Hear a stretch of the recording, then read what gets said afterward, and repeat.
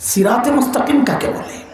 একটু সংক্ষেপে, এটা আমার আলোচনার বিষয় না, আমার হলো শেষ 4 নাম্বারটা নিয়ে কথা, একটু হালকা বাড়ি মেরে জায়গা। সিরাতে মুস্তাকিম কাকে বলে? নামাজে তো দোয়া করতেছেন, ইহদিনাস সিরাতাল মুস্তাকিম সিরাতাল লাযীনা আন'আমতা আলাইহিম গায়রিল মাগযুবি আলাইহিম ওয়ালাদ-দাল্লিন।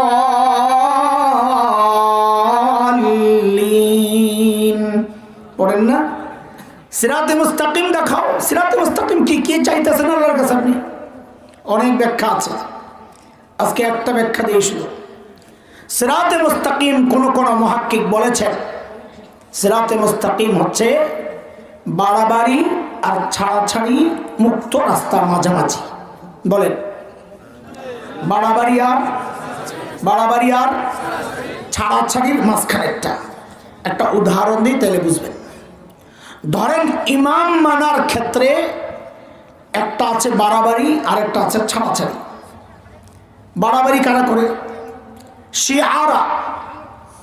শিয়াদের ইমামিয়া একটা গ্রুপ আছে। ওরা মনে করে নবী আলাইহিস সালাম যেমন ইমাম শারে শরীয়ত প্রণেতা ইমাম, ওদের 12 ইমামও চাইলে শরীয়ত বানাইতে পারে, হালাল হারাম বানাইতে পারে। নাউজুবিল্লাহ। পড়েন নাই কি না বুঝার কারণে না অলসতার কারণে? বুঝছেন? ও তাহলে বাড়ির জায়গায় পড়বেন। পড়ছেন? ও আস্তে আস্তে পড়ছেন। আচ্ছা, আরে জোরে বললেই আল্লাহ কবুল করে কিনা সন্দেহ আছে, আপনি আস্তে আস্তে পড়েন। জোরে কর নাউজুবিল্লাহ। আল্লাহ আস্তে বললে শোনেন, আর শোনে, বুঝেন না কেন? যারা ঘুমাইতেছে এখন ঘুমটা ভাঙন লাগবো না, আর শয়তানও হনুক আকাম শুই না যে আমরা নাউজুবিল্লাহ পড়ি। হ্যাঁ, এটা একটা অস্ত্র। এই নাউজুবিল্লাহ একটা অস্ত্র। যদি সুযোগ থাকে, সময় আমি ঘড়ির দিকে তাকাইতেছি, তাহলে বলবো আনালি জামুকা শীতে কষ্ট করছেন, দিলে কথা শুনে যান। আচ্ছা,